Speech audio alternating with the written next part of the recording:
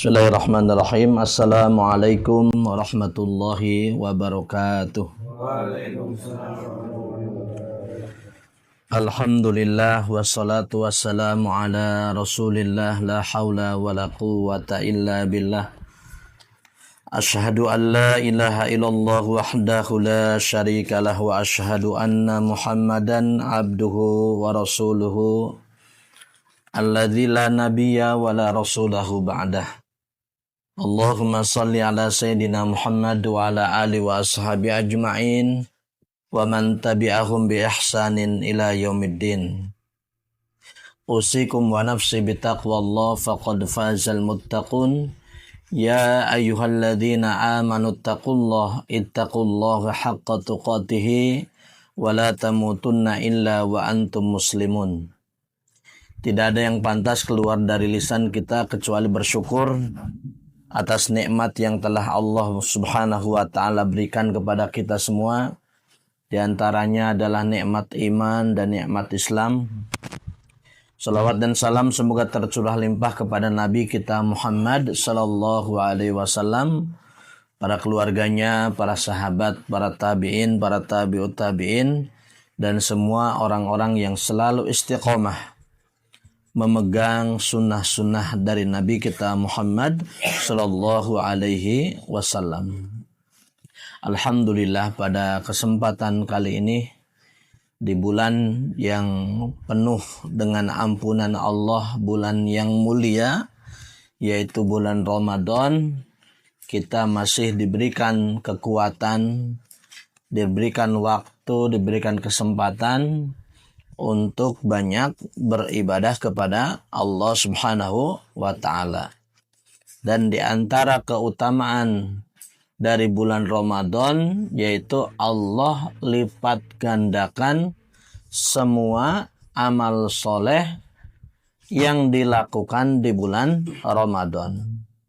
Bahkan lipat ganda dari pahala-pahala yang dilaksanakan di bulan Ramadan ini bighairi hisab, tanpa terbatas. Kenapa? Karena dia mendasari amalan-amalannya ikhlas karena Allah dan juga karena kesabaran. Innama yuwaffas sabiruna ajrahum bighairi hisab. Jadi Allah melipat gandakan ya pahala sabar tanpa batas. Jadi tanpa batas itu berarti saking banyaknya pahala di bulan Ramadan itu tidak bisa dihitung. Baca Quran di hari biasa 10 pahala ya, setiap hurufnya. Tapi di bulan Ramadan ini Allah lipat gandakan begitu banyak. Jadi gambarannya seperti apa? Seperti pasir yang ada di lautan. Ya. Jadi kalau kita ditanya berapa jumlah pasir yang ada di lautan, kita akan mengatakan tanpa batas atau sangat banyak. Begitulah pahala yang didapatkan oleh orang-orang yang beribadah di bulan Ramadan. Baik, pada kesempatan kali ini kita akan melanjutkan kajian kita. Pada kesempatan yang lalu kita masih membahas tentang bagaimana mendalami, mempelajari tentang hakikat sholat. Ya, tentang hakikat sholat. Jadi status kita itu adalah seorang Abdullah. Abdullah itu adalah hamba Allah Subhanahu wa ta'ala. Kemudian pada kesempatan kali ini kita akan memulai faddawa'u fi ihdaril qalb. Adapun obat di dalam menghadirkan hati, ya kemarin kan kalau kita ingin sholatnya berkualitas, ya ingin sholatnya berkualitas, sholatnya itu sholat yang bermakna, mendapatkan pahala dari Allah Subhanahu wa taala, di antaranya kita harus menghadirkan hati di dalam sholat. Jadi jangan sampai jasadnya kita sholat tapi ruhnya itu tidak ada, sehingga sholatnya tidak berkualitas dan tidak berpengaruh sedikit pun di dalam kehidupan kita. Ya, maka di sini sebutkan, adapun obat untuk menghadirkan hati, ya, obat untuk menghadirkan hati di dalam sholat, huwa daf'u tilkal khawatir, yaitu adalah mencegah lintasan pikiran. Ya. Mencegah lintasan pikiran. Jadi lintasan pikiran ketika kita melaksanakan sholat itu sangat berbahaya. Ya, sangat berbahaya. Ibarat seperti bakteri, ya. Seperti apa? Bakteri. Lintasan pikiran yang masuk ke dalam pikiran kita itu ibarat seperti bakteri. Yang mana bakteri itu kalau tumbuh dan masuk ke dalam tubuh kita, maka akan bisa berkembang. Ya. Kalau bakteri berkembang di tubuh kita akan menjadi penyakit. Betul nggak? Ya. Akan menjadi penyakit. Sakit perut. Atau mungkin terkena penyakit parah. Ya. Muntah-muntah dan yang lainnya. Itu disebabkan karena bakteri. Begitu juga lintasan pikiran. Satu lintasan pikiran nanti akan berkembang menjadi pikiran-pikiran yang lainnya. Satu, kita memikirkan satu hal di dalam sholat. Ya. Misalkan kita memikirkan motor ketika kita sholat, maka nanti akan berkembang, pikiran kita akan berkembang menjadi pikiran-pikiran yang lainnya. Kita akan memikirkan yang lainnya. Kita memikirkan motor, nanti akan berpikir jenis motornya apa, benar nggak? Harga motornya berapa? Setang motornya seperti apa? Knalpot motornya seperti apa? Coba lagi pikir. Stiker motornya seperti apa? Terus, lampu motornya, ya kan? Ban motornya. Terus, apaan? Pelek motornya racing atau biasa? Padahal nggak ada bensinnya, ya kan? Dari satu lintasan pikiran ketika sholat menghasilkan, ya, berbagai macam pikiran-pikiran yang lainnya. Maka urutannya adalah satu, adanya lintasan pikiran. Kalau itu terus-menerus ada di dalam pelaksanaan kita sholat, akan menyebabkan pikiran yang bermacam-macam. Kalau pikiran sudah bermacam-macam, maka tidak mungkin hati itu hadir. Sulit hati itu hadir. Ya gitu ya. Jadi seperti apa?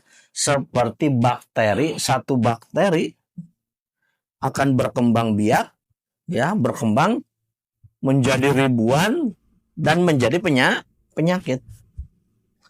Lintasan pikiran juga sama, ya. Sebentar lagi nanti buka puasa, ya. Mikir nanti sholat duhur, pas sholat mikir nanti sore buka puasa. Kira-kira apakah cuman mikir buka puasa saja? Enggak kan? Apa yang dipikirkan? Ya. Yang dipikirkan itu buka puasanya pakai apa? Ya kan? BMBG datang tuh. Mul, pakai handbag ya. Ya. Buka puasanya pakai apa? Apakah berhenti pakai apa? Enggak. Minumnya apa? Jajannya apa? Sebelah kiri. Hah? Sore buka puasanya di mana? Buka puasa bersama.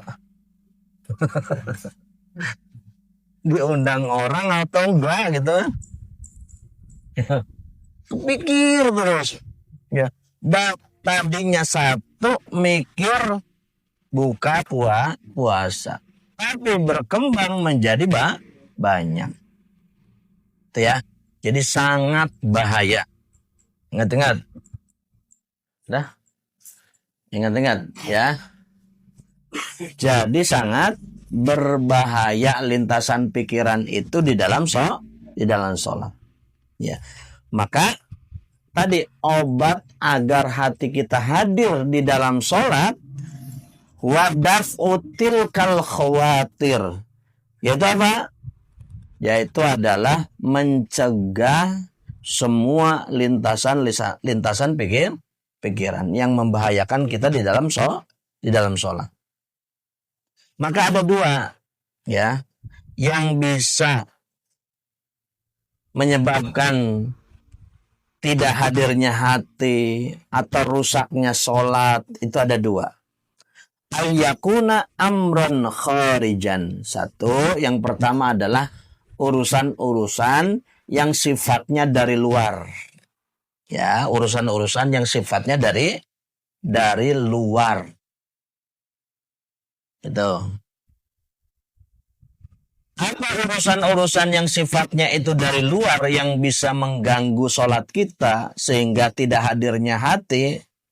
Ya. Yang pertama adalah apa saja yang terdengar oleh telinga kita. Ya, itu yang pertama. Yang kedua, apa saja yang terlihat oleh mata kita.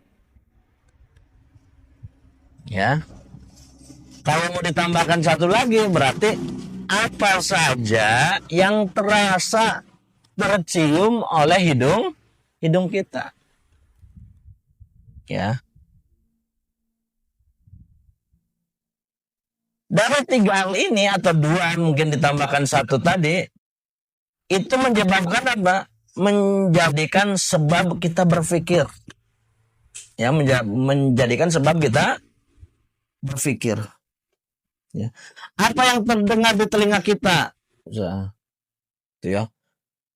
Kalau kita sholat di tempat yang ramai, ada suara dangdutan, kira-kira yang terdengar oleh kita apa?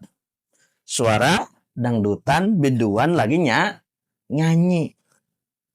Nyanyinya nyanyi apa, Muhammad? Hah? Iya kalau nyanyinya benar ya. Kalau nyanyinya tentang cinta satu malam. Atau mungkin lai apa? Panggil aku si Jablay. Kan parah kan? Sholatnya ingat apaan? Enggak karuan itu sholatnya kan? Ya, itu enggak karuan. Maka apa yang terdengar di telinga kita akan menjadi sesuatu yang kita pikirkan.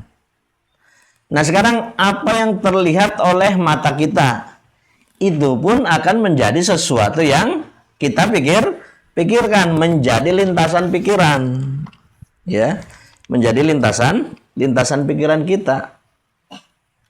Di depan ada tulisan coblos nomor 1 misalkan, karena di depan kita pakai baju partai. Kira-kira mikir nggak siapa nih calonnya, ya kan?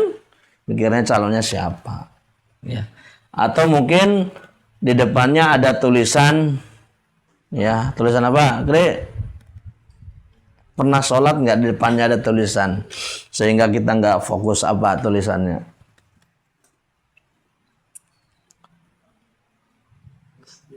Hah?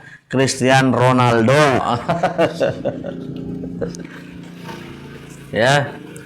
Kalau di depannya Cristiano Ronaldo berarti ingatnya bola, ingatnya main bola ya, atau lagi nonton bola. Kalau apa yang tercium oleh hidung kita sesuatu yang apa? Kalau harum ya alhamdulillah, kalau baunya harum ya. Nah sekarang kalau baunya tidak sedap, raihah karihah ya, baunya busuk, ya kira-kira bisa fokus nggak sholat kita?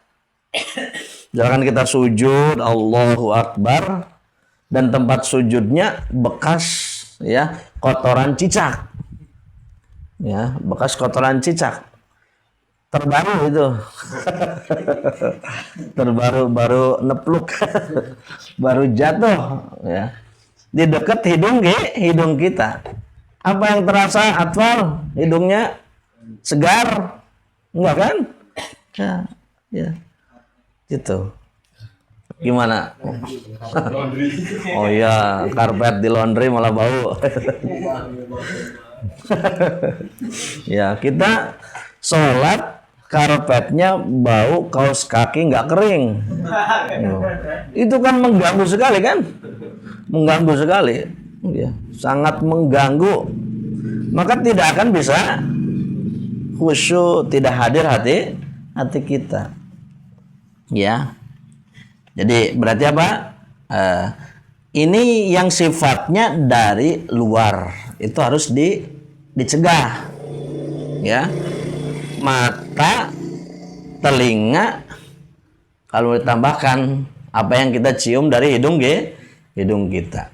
Kita lagi sholat, kemudian tiba-tiba ada bau sate, ya, kecium bau sate. Kira-kira mikirnya apaan? Mikirnya makan, apalagi Ramadan kayak gini, ya kan? Ramadan.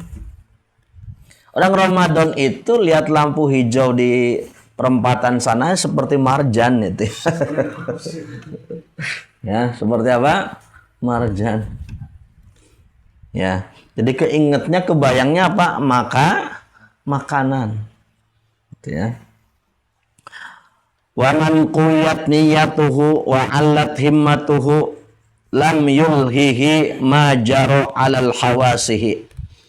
Ya, siapa yang kuat niatnya, ya, siapa yang kuat niatnya, dan siapa yang kuat, ya, prioritasnya memprioritaskan sholat, maka dia tidak akan tergoda, ya, tidak akan lalai dengan apa yang terjadi terhadap panca inderanya.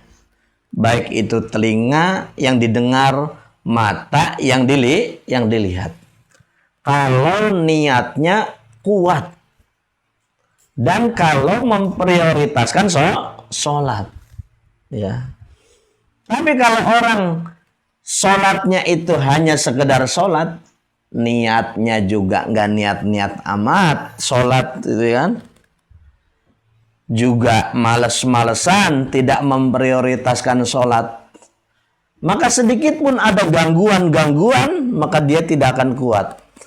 Pikirannya akan bermacam-macam sehingga hatinya tidak hadir.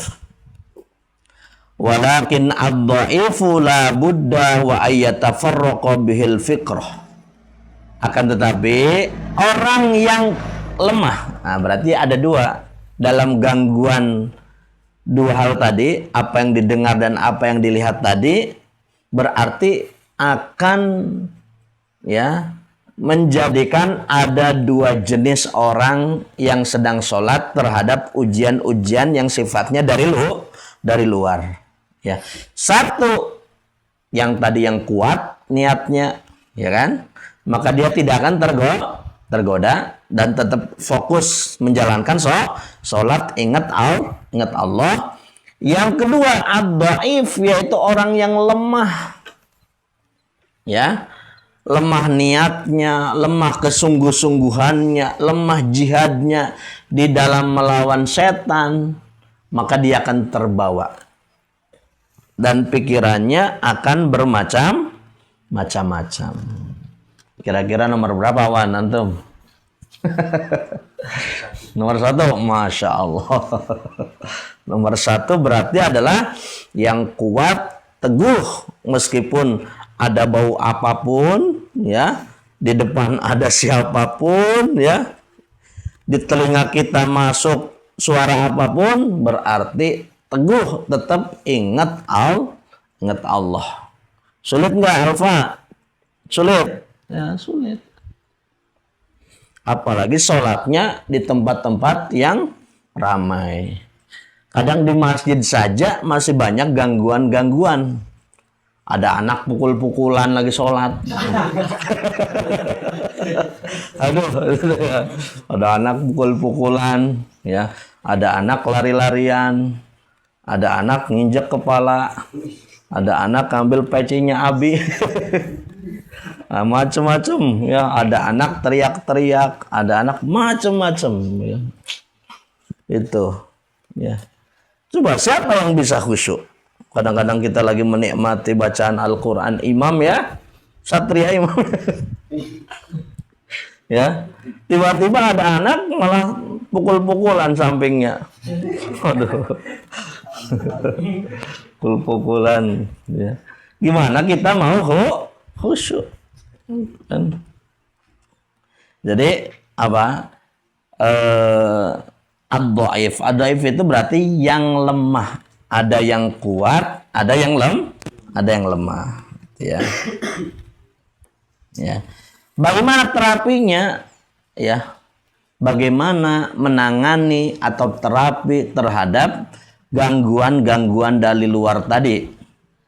Di antaranya adalah 1, menjaga pandangan kita, ya, menjaga pandangan.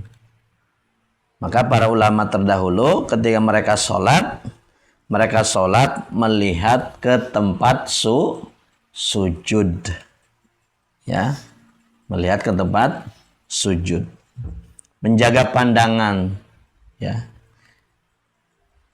Dengan menjaga pandangan ini, maka kita akan bisa hadir hati kita. Di antaranya juga, ya, tidak meletakkan sesuatu yang bisa mengganggu pikiran kita. Ya, apa saja, ada tas tulisannya Ejer, the North Face.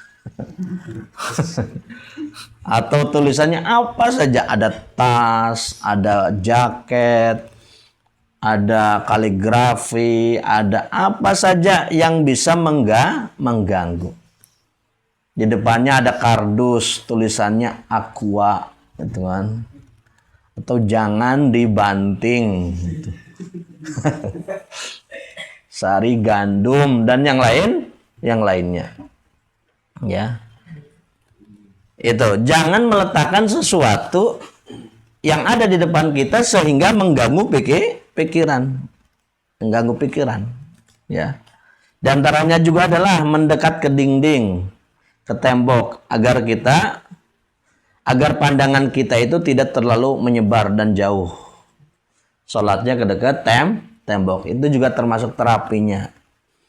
Dekatkan ke tembok sehingga pandangan kita hanya mentok ke tembok, tidak melihat yang lainnya. Ya, kecuali tempat-tempat tertentu, ya. Kalau kondisinya susah ya nggak apa-apa, gitu ya. Terus menghindari sholat di jalan umum seperti tempat yang ramai, ya, dihindari. Menghindari banyak dekorasi atau gambar dan yang lainnya, ya.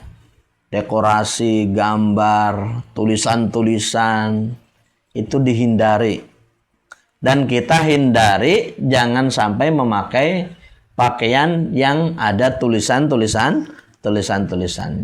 Takutnya yang di belakang itu membaca sehingga sholatnya tidak khusyuk. Ya, sholatnya tidak khusyuk. Nah, itu ya. Berarti penyebab hati itu tidak hadir, sholat itu tidak berkualitas, atau juga tumbuhnya pikiran di dalam sholat kita, yang pertama ada penyebab yang sifatnya dari luar. Ya, maka kita diperintahkan ketika ke masjid itu memakai pakaian yang terbaik kita, bersih, rapi, dan juga harum. Ya, bayangkan Rasulullah itu ya badannya tidak pakai minyak wangi sudah wangi, keringat Rasulullah itu sudah wangi, tapi Rasulullah masih tetap pakai minyak wangi. Makanya antum harus sadar diri. Harus sadar diri gitu ya. Harus sadar diri. Kita itu makhluk biasa, bukan nabi. Pasti keringat kita bau, ya kan? Keteknya bau, ketiak kita bau, badan kita bisa bau. Maka apa? Maka pakai minyak wangi. Ya. Jadi kalau dikirim oleh orang tua uang, beli minyak wangi. Di kantin ada tuh. Ya, Val. Ya, itu yang beli Ustadz doang itu. Ustadz juga beli, cuma ngambil. Habisnya sama Ustadz. Antum beli satu, ya harga 10.000, murah, ya. Biar apa? Biar harum. Harus sadar, ya. Kita bukan nabi. Ya, bukan nabi. Begitu. Ya. Yang kedua, wa amal asbabu al-batinah fahiya asyaddu. Kalau tadi penyebab yang merusak sholat menyebabkan adanya pikiran itu dari luar, sekarang penyebab dari dalam, al-batinah itu dari dalam. Fahiya asyaddu, dan ini paling sulit. Ya. Paling sulit untuk dihilangkan. Menanganinya paling sulit. Itu ya. Apa itu? Orang yang mempunyai berbagai obsesi dunia, ya. Tidak terbatas pada satu aspek saja. Ya.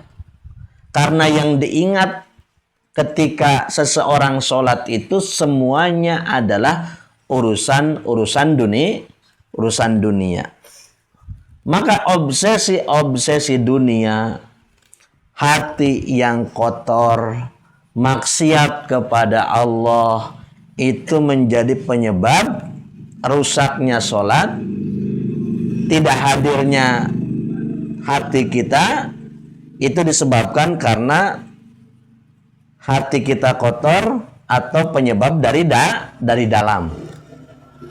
Ya, penyebab dari dalam.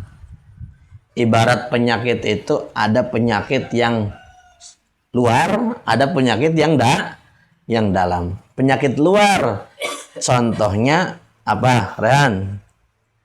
Yang kelihatan. Gatel, terus apa lagi? Luka, ya. Sakit mata, ya, sakit gigi, ya. Tapi ada penyakit yang sifatnya di dalam, itu lebih sulit. Ada jantung, gula, ya, kolesterol, darah tinggi. Oh, itu penyakit mematikan semua. Penyakit yang dari dalam itu penyakit mematikan semua. Orang terkena jantung bisa dadakan meninggal. Orang terkena penyakit gula dari dalam kan, itu bisa menyebabkan meninggal. Ya. Jadi yang sifatnya dari dalam itu lebih berbahaya. Apa tadi? Hati yang kotor, obsesi tentang keduniawian, sehingga dia ingat terus ketika dia sholat. Ya. Jadi seseorang kalau memandang dunia itu dia taruh di dalam hatinya, obsesi dunianya, pengen jadi orang kaya, boleh saja, tapi jangan ditaruh di hati. Dunia itu taruhnya di mana katanya? Di tangan. Ya. Orang kalau sudah ada obsesi-obsesi tentang keduniawian yang begitu melekat di dalam hatinya, ya, sehingga apa? Balla yazalu yatiru min janib ila janibin. Maka dari satu posisi akan menjadi ke posisi yang lain. Maksudnya apa? Dia akan ingat satu, ingat yang lainnya, ingat yang lainnya. Ya. Wa ghaddal basari la yaghnihi, dan menjaga pandangan, menjaga telinga sudah nggak berfungsi lagi kalau sifatnya yang dari dalam, ya. Kalau yang sifatnya dari dalam itu menjaga pandangan, menjaga telinga sudah tidak berfungsi lagi, sulit, ya, gitu ya. Fa inna ma waqa'a fil qalbi min qabli kafalil syugli. Sesuatu yang menempel di dalam hati sebelum kita sholat, ya, maka cukup untuk menyibukkan pikiran kita ketika kita sholat, ya. Sesuatu yang menempel di dalam hati sebelum kita sholat itu cukup menjadi sesuatu yang menyibukkan pikiran kita ketika kita sholat, ya. Banyak hal, ya, banyak hal, betul. Baik itu tentang harta, jabatan, wanita, gitu kan? Ujian laki-laki, harta, tahta, wanita. Harta, ya, obsesi pengen banyak harta, tapi tidak dibarengi dengan ibadah kepada Allah. Jadi orang kaya bagus, orang kaya yang dermawan. Tahta, laki-laki pengen punya jabatan tinggi, jadi presiden, jadi bupati, nggak apa-apa, bagus, tapi harus dibarengi dengan ibadah kepada Allah. Yang ketiga adalah wanita. Kata Rasulullah, tidak ada fitnah, ujian yang paling besar bagi laki-laki setelah sepeninggalanku, setelah Rasulullah wafat, itu kecuali mar'ah an-nisa, yaitu perempuan. Oh ya, hati-hati. Ya. Itu adalah ujian yang paling berat. Tuh. Jadi apapun yang menempel di dalam hati sebelum kita sholat itu cukup untuk menyibukkan pikiran kita ketika kita sholat. Maka sebelum kita sholat, maka harus buang semuanya apa yang menempel di dalam hati. Ya, buang semua. Ya, motor, mobil, jabatan, perempuan, apapun yang menempel di hati kita, buang sebelum kita sholat. Jadilah orang yang lupa terhadap urusan dunia, tapi hanya ingat Allah saja. Ya, hanyalah ingat Allah Subhanahu wa ta'ala. Ayyaruddan nafsi kohron. Nah, caranya gini. Bagaimana menangani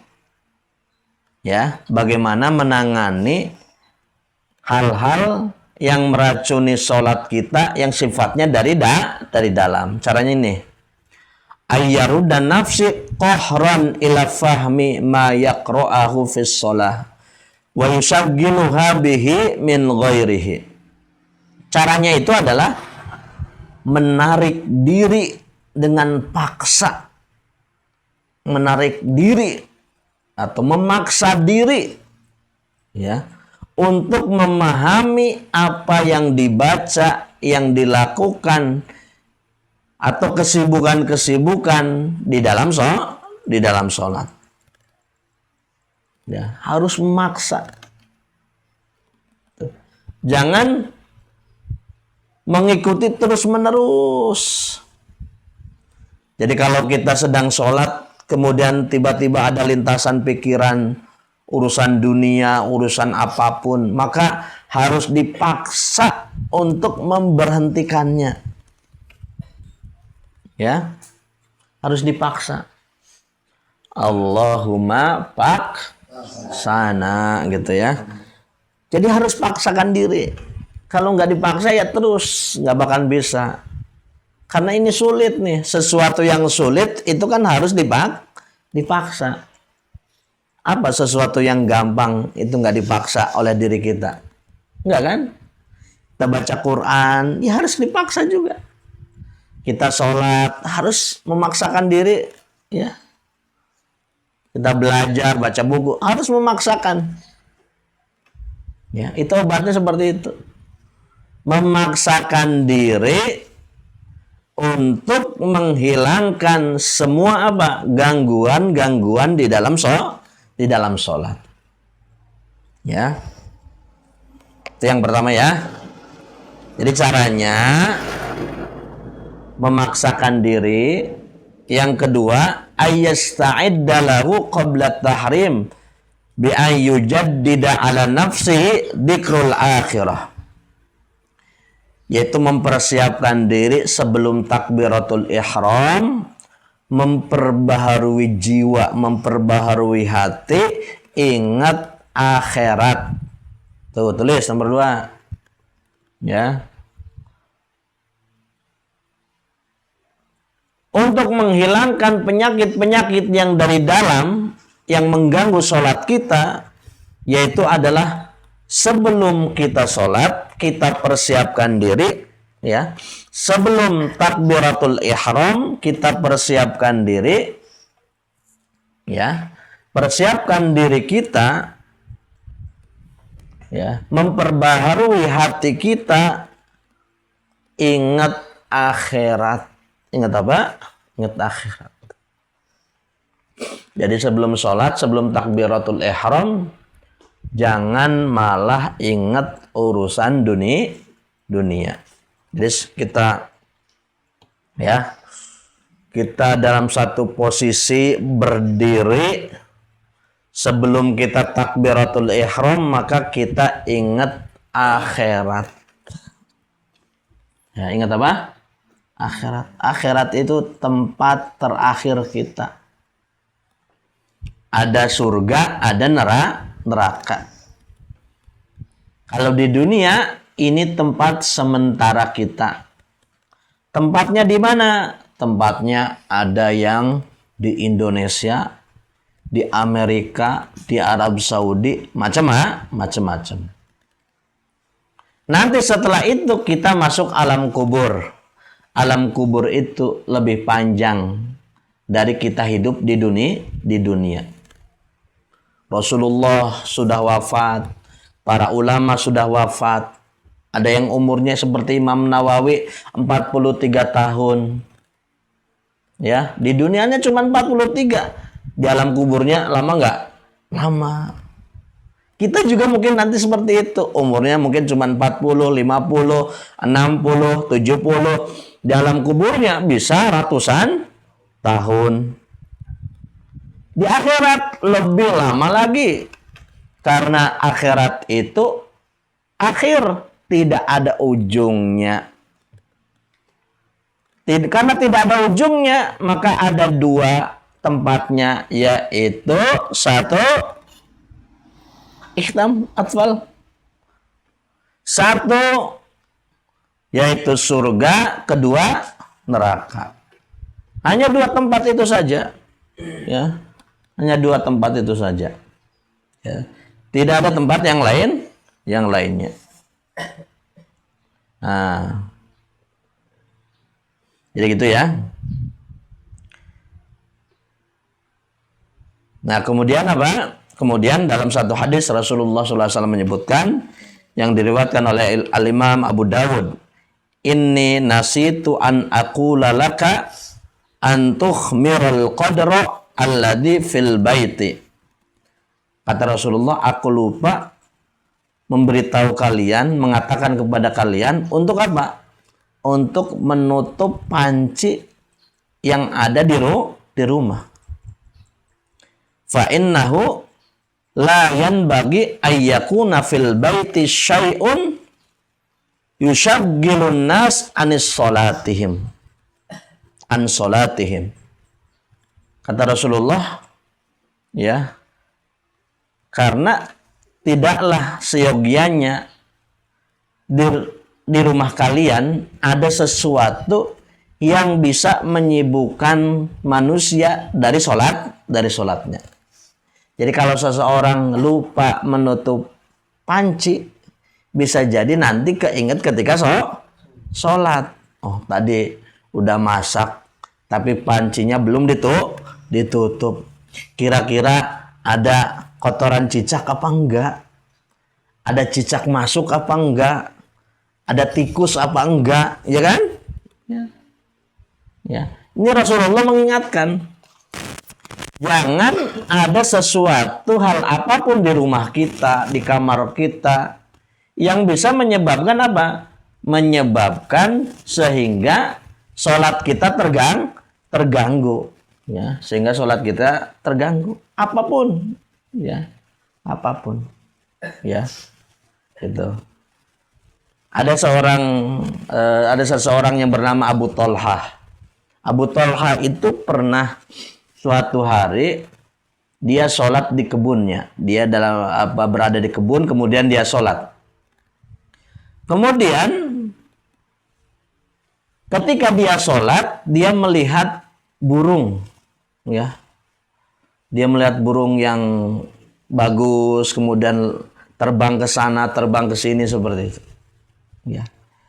Kemudian setelah Abu Thalhah itu selesai sholat, Abu Thalhah mengatakan, ya Rasulullah, huwa shadaqatun fada'hu haitsu syi'ta. Ya Rasulullah, kebun ini telah, ya, memalingkanku, atau kebun ini tadi menyebabkan aku tidak khusyuk di dalam melaksanakan sholat karena ada burung dan yang lainnya tadi, ya. Kemudian apa? Kemudian pada hari ini, wahai Rasulullah, aku sedekahkan kebun ini dan silahkan atur sekehendak Rasulullah Shallallahu Alaihi Wasallam. Ya.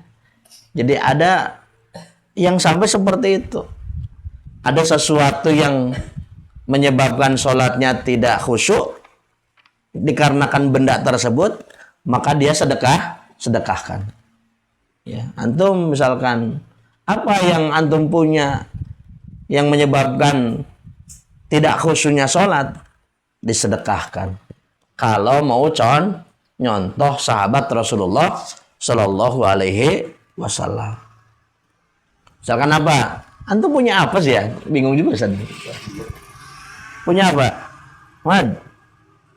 Apa yang antum pikir ketika sholat? Apa? Sedekahkan itu. Kalau HP antum menyebabkan antum tidak khusyuk sholat, ikutin Abu Thalhah, sedekahkan.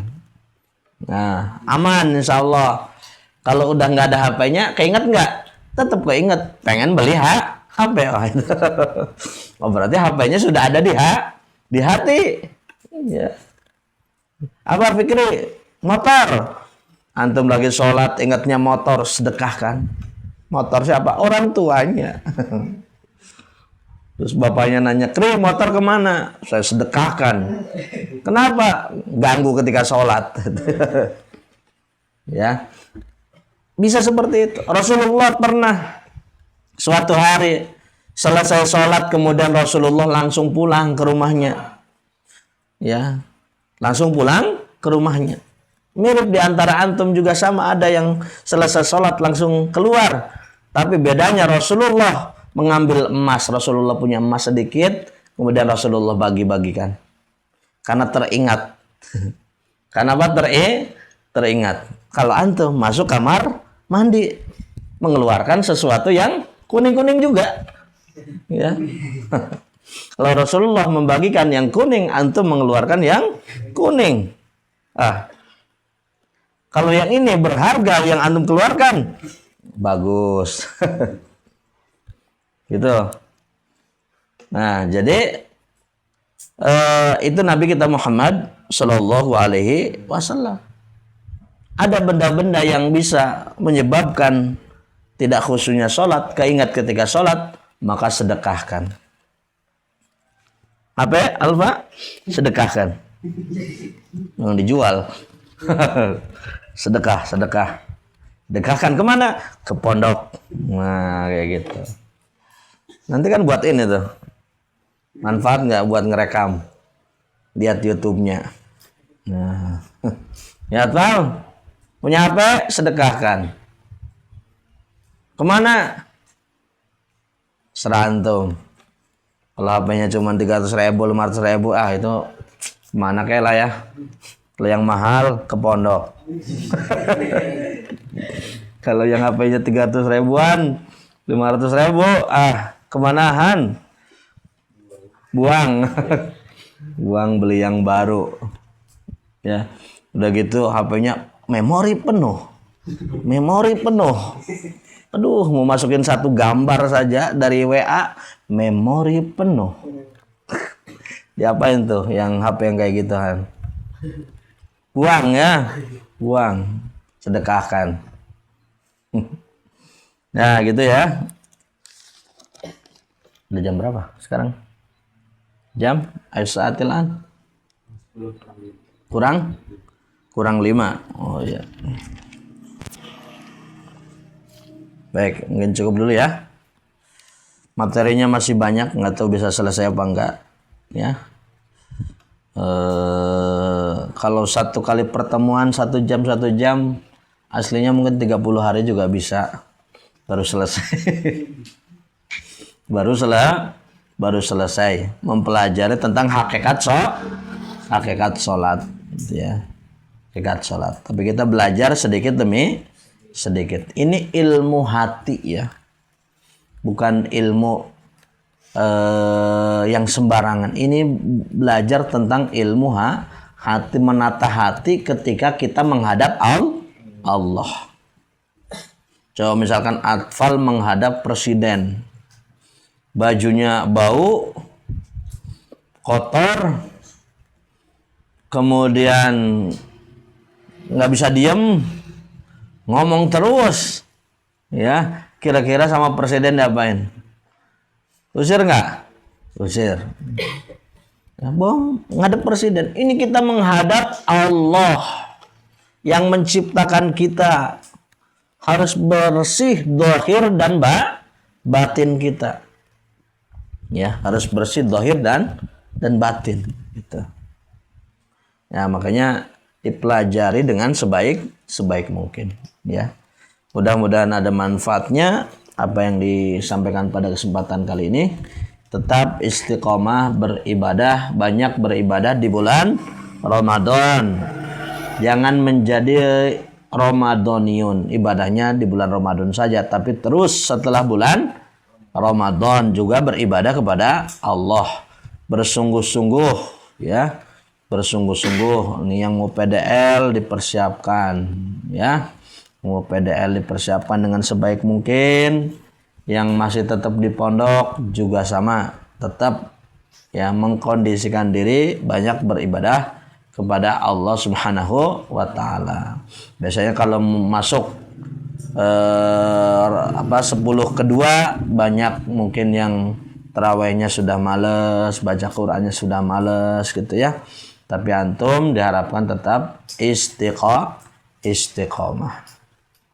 Mudah-mudahan ada manfaatnya, mudah-mudahan Allah Subhanahu wa taala selalu memberikan kepada kita hidayah, taufik dan juga kemudahan dalam segala urusan kita.